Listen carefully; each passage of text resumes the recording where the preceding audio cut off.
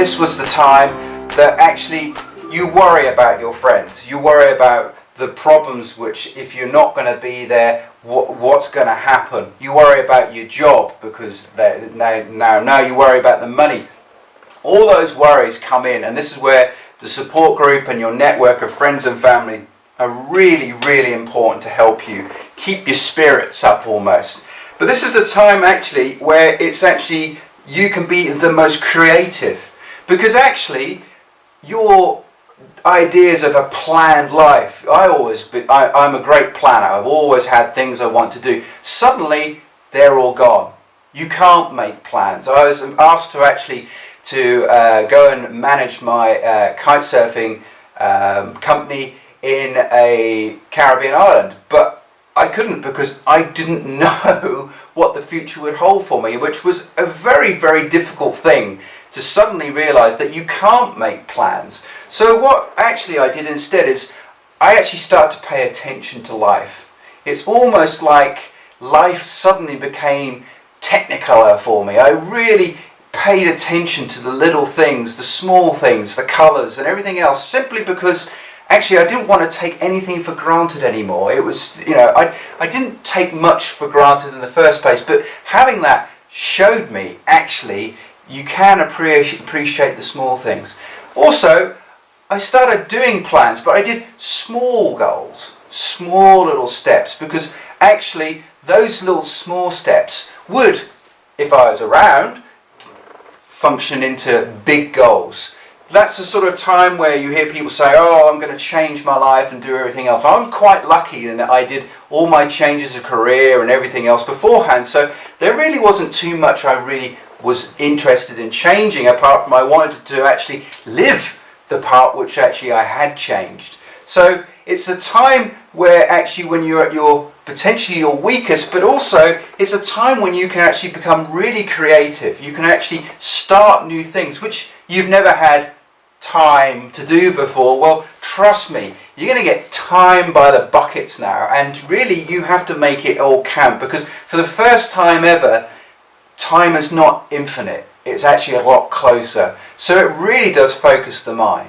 And finally, what I found in this stage was that not only your fear was actually running at a high and you had to actually do a daily sort of keeping it in check, but also all your friends and relatives, their fear was at an uncontrollable high as well. So you almost had to help them and they had to help themselves, so you were all in the same boat together.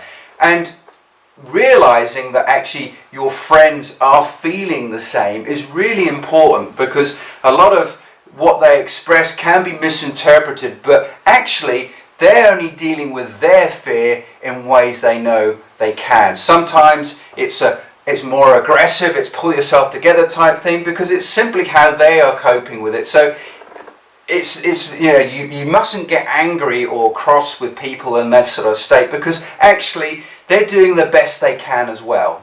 So then we sort of get to near the sort of the third stage, and this is the sort of the time when you get the ultimate result. After my 3 operations and removal of lymph glands, etc., we got to the point where actually they said, look, it's clear. We've got it. We think we've got it.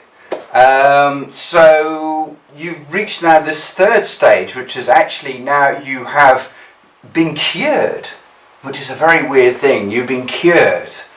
Didn't feel unwell in the first place, but now I'm cured. And for me that was and this is now the state I'm living in since that time, which is now nearly 18 months, 2 years ago. And it's weird. It really is weird, because at that stage the professional team withdraws, and because actually quite rightly they're focusing on the next person. You're not the only person, but it's very, very strange, because you've got used to this professional team being there all the time, and then suddenly they start to melt back into the shadows. And I must admit I felt very alone. That's not because my partner and my relatives or anything were anything other than 100% loving, but suddenly you feel very isolated and very vulnerable again. which is a very strange thing. And I'm pretty sure that most people feel like this.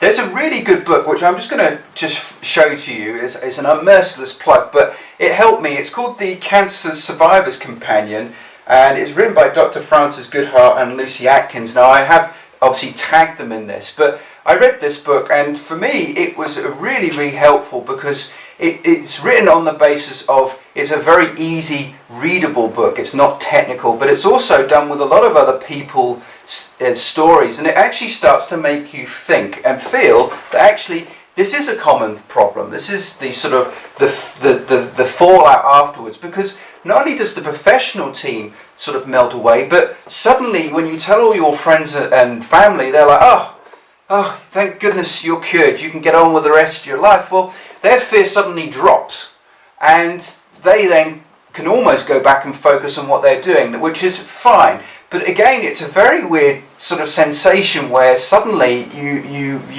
everyone thinks you're fine. Like when I came back to Canada, there were certain people say, "Oh, we should have a party, or what, well done party." And I was like, I don't want any of that. For me, the fight hasn't stopped, because actually now I'm under a regime of having to go back and have appointments every 3 months for the first year or two, then every 6 months. So you've got the scans, you've got everything else. Now, every time the appointment comes round, it brings all the old feelings back. It brings everything back to the front. It's sitting in the same waiting room as when you were there in the first place. And it's hard. It's very hard. Again, you're in the waiting game where you've had various tests, so you're actually back in the same place. You also are then being checked, and you then become hypersensitive. For me, every time I take a shower, I'm always finding new moles, and then I go into the same problem and worry again, and I send them to the doctor, and I know that's fine, but it never really ever leaves you. It's always with you, and the appointments are just a sort of a focus point for that. When you've reached the stage of actually being cured and actually coming out the other end, you will automatically be left with something, whether it be physical scars. The mental scars are a lot deeper and take a lot more time to heal. My scars, I know, are still pretty open. And you're going to go through these feelings. You're going to go through guilt. I went through a lot of guilt, simply because actually I was so upset and concerned about the sort of the worry I'd caused other people. I didn't want people to worry. I didn't want sympathy. Sympathy for me was not going to work. I wanted actually other things, which is motivation, and people to almost get on with life as if nothing's wrong. So you go through that. You anger. Again, it was like it wasn't fair. You're going to have flashbacks, etc. It's a traumatic experience. And also, do not underestimate the emotional drainage you've just gone through. You've gone through the biggest challenge ever. You've gone through it mentally, physically. You've got war wounds and badges now to show everyone. But actually, it takes its toll. If you did anything for a prolonged period of time, something you were really passionate about, it's going to draw the energy out of you. And it's the same thing. You are done. You're spent emotionally, and you've got to take time to look after yourself. You've got to take time to rebuild that. And also, you've got to take time to rebuild your team, because it's not just you, the individual. It's everyone else who's actually been on that journey with you. You're all on the same roller coaster in that no one has any control. You're all sitting there, white knuckle ride, and you're all emotionally done. It's the time then to actually sit back and take some relaxation, take some time off. Don't force yourself. Just come to terms with what's happened. So the most common question I get asked really is, how did you cope? People when they hear the word cancer, it automatically, it sends a shiver down their spine. Everyone knows somebody who has been touched by it or anything else, but it's still very much a scary word. And to be honest, I must admit, I can't watch anything with a film with it in.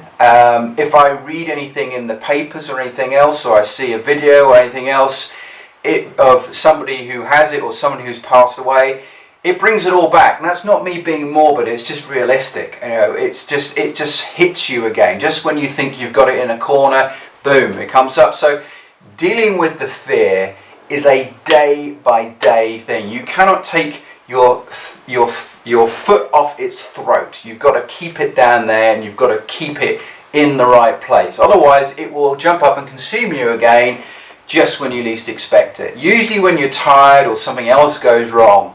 So how do I get through it? What do I do? Well, I found during the actual cancer stage, when you were being treated, you've got to be selective of the people you tell, because first of all, you may not get the response you thought you might. I told one of my relatives, who is from a couple of generations above me, and her response was actually at the time very bullish. It was basically, they don't know what they're talking about, there's nothing wrong with you, you look fine.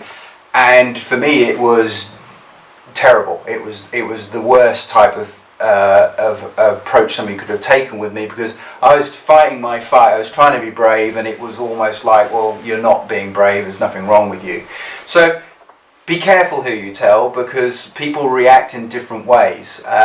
Also, it was only my very close circle of friends who know, so this sort of video is almost a bit of a coming out exercise for me. So I'm actually, you may not be able to tell, but I'm actually really quite nervous, because it's sharing something which is actually very deeply rooted in me, and a lot of people won't even realise I'd been ill, because that's the way I cope with things. So be careful who you tell, because that's a learning experience.